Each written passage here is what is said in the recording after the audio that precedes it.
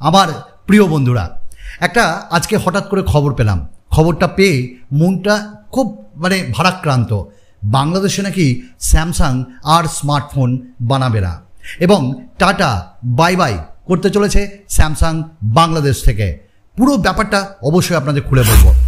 Facebook নিয়ে বিভৎস একটা সমস্যার সৃষ্টি হয়েছে এবং যারা ফেসবুক ইউজার তারা তো এটা খুব ফেস করছে। কীরকম ধরনের প্রবলেম? 108 মেগাপিক্সেলের ক্যামেরা, সেটাও দিচ্ছে নাকি একটা বড় নামি দামি ব্র্যান্ড এবং খুবই কমে আন্ডার 25,000, আর একটু বেশি ভ্যারিয়েন্ট নিলে আন্ডার 30,000। গেমিং স্মার্টফোন, আর গেমিং স্মার্টফোন দেবে স্যামসাং মাত্র 10,000-এ। এই পুরো ব্যাপারগুলো অবশ্যই আজকের এই টেক নিউজ আপডেটে আমি কভার করব। সুমন, আমার নাম সুমন, চ্যানেলের নাম গ্যাজেটস বাংলা। চলুন সরাসরি আজকের টেক ভিডিওতে আমরা ঝাঁপিয়ে পড়ি। প্রথমেই বলবো K50i, রেডমির তরফ থেকে। ওই আপনাকে বলছিলাম না যে 108 মেগাপিক্সেলের ক্যামেরা, তাও দেবে একটা নামি দামি ব্র্যান্ড। সেই ব্র্যান্ডটা হলো রেডমি।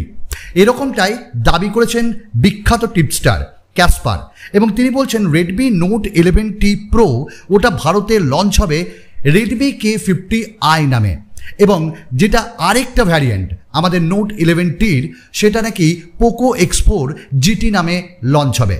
এবং এই দুটি স্মার্টফোনে আমরা নাকি 108 মেগাপিক্সেলের ক্যামেরা পাবো ডাইমেনসিটি 8100, 12GB 8GB এরকম ভ্যারিয়েন্টগুলোও পাবো। তো এইবার 12GB ভ্যারিয়েন্টের দাম নিয়ে নেব 30,000, আর তার নিচের ভ্যারিয়েন্ট অবশ্যই আমরা পাবো 25,000-এর মধ্যে। বাংলাদেশে এই স্মার্টফোনগুলি অবশ্যই যাবে।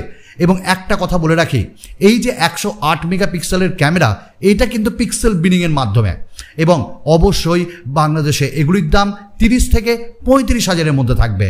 তো বেশ ভালো smartphone, gaming smartphone, camera smartphone. Samsung একটা খুব বড় একটা ব্র্যান্ড, তাই না?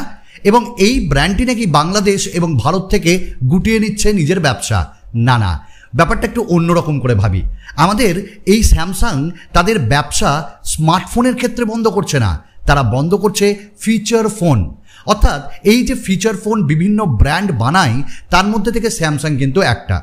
যদি আমরা পরীক্ষা করে দেখি তাহলে দেখব স্যামসাংয়ের যে ফিচার ফোনগুলো ওগুলো খুব বেশি বিক্রি হয়, কিন্তু আমরা ভাবি যে স্যামসাং বোধহয় খুব লাভ করছে। কিন্তু স্যামসাং বলছে আমরা হয়তো কোয়ান্টিটিতে অনেক ফিচার ফোন বানাই এবং বিক্রি করি, কিন্তু আমাদের প্রফিট থাকে খুব কম। তাই আমরা 10 থেকে 15,000-এর মধ্যে আমরা সীমিত থাকব, এবং যে স্মার্টফোনগুলো বানাবো সেগুলো হবে স্মার্টফোন অ্যান্ড্রয়েডের সঙ্গে।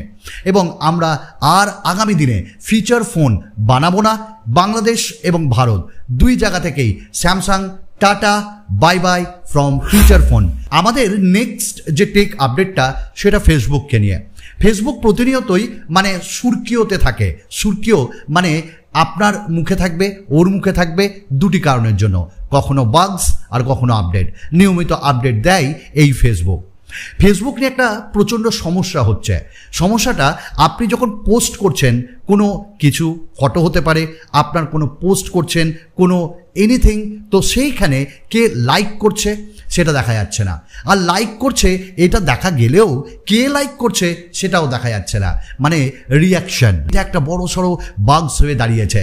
তবে ফেসবুকের পক্ষ থেকে এটা জানানো গেছে যে খুব তাড়াতাড়ি এটা নিয়ে তারা কাজ করছে এবং আপডেটের মাধ্যমে ঠিক করে দেবে। আমাদের নেক্সট টেক আপডেটটা স্যামসাংকে নিয়ে। স্যামসাংয়ের একটা নতুন ধরনের জিনিস আমাদের হাতে পেয়েছি।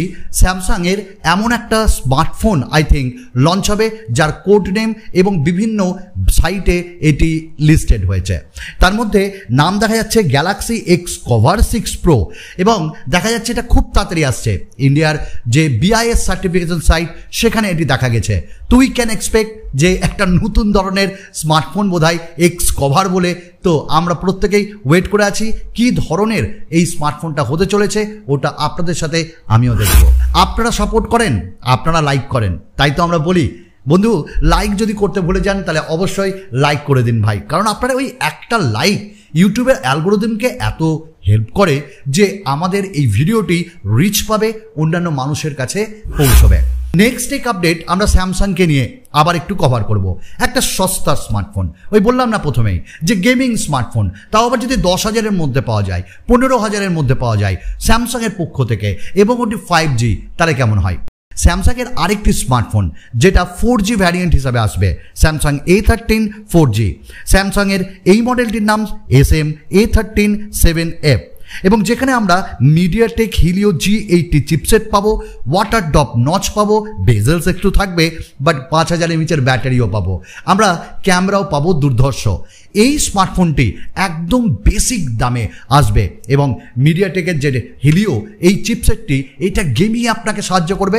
তাই যাদের কাছে বেশি পয়সা করি নাই আর কি, যারা বেশি ইনভেস্ট করতে চান না, তারা এই স্যামসাংয়ের আন্ডার 15,000 গেমিং স্মার্টফোনের জন্য ওয়েট করতে পারেন। আমাদের নেক্সট আপডেটটা রেডমি সম্পর্কে, এবং রেডমি একটা দারুণ স্মার্টফোন আনছে। এটাও গেমিং স্মার্টফোন, এটাও একটা 5G স্মার্টফোন, এবং বেশ কম দামে আসবে। I am talking about Redmi 11 5G। এই স্মার্টফোনটা খুব তাড়াতাড়ি আসছে, বিভিন্ন ওয়েবসাইটে দেখা গেছে, যেখানে 6.58 ইঞ্চেসের ফুল HD প্লাস ডিসপ্লে, এবং তার সঙ্গে আমরা 90 হার্টজ রিফ্রেশ রেট পাবো, Dimensity 700 processor, 4GB 64GB, 5000 mAh battery, এই নিয়ে 18 ওয়াটের ফাস্ট চার্জার নিয়ে খুব তাড়াতাড়ি রেডমি আমাদের উপহার দিবে। উপহার মানে টাকা নিবে, মানে 18 ওয়াটের সঙ্গে 11 5G। আপনারা ওয়েট করুন। আমাদের নেক্সট নিউজটা কভার করব ওপোকে দিয়ে। Oppo Reno 8 light 5G 8GB 128GB variant খুব তাড়াতাড়ি আসছে, এবং এখানে আমরা স্ন্যাপড্রাগনের 695 পাবো, 6.4 ইঞ্চেসের অ্যামোলেড 60 হার্টজ ডিসপ্লে, 64:22 16 মেগাপিক্সেলের সেলফি ক্যামেরা, 4500 mAh ব্যাটারি, এবং 33 ওয়াটের ফাস্ট চার্জার থাকবে। বেশ সস্তায় আসবে 695। লাস্ট আমাদের আজকে নিউজ গুগলকে নিয়ে। গুগল পিক্সেল 7 এবং খুব তাড়াতাড়ি আসছে, যেখানে আমরা QHD plus resolution chipset display পাবো, 120 হার্টসের রিফ্রেশ রেট, এবং টেন্সর চিপসেট দিয়ে আসতে চলেছে। দেখতে দুর্দান্ত লাগছে, হোয়াইট কালারে গোল্ডেন ভ্যারিয়েন্ট। তো আমরা পিক্সেল 7-এর জন্য সবাই ওয়েট করে আছি। ভালো স্মার্টফোন হবে, কিন্তু একটু দামি হবে। আজকের মতন এটুকুন ছিল, বিদায় নেওয়ার পালা, বিদায় নেব। তবে খুব তাড়াতাড়ি দেখা হবে আরেকটা নতুন ভিডিওর সাথে। খুব ভালো থাকুন, সুস্থ থাকুন, ধন্যবাদ।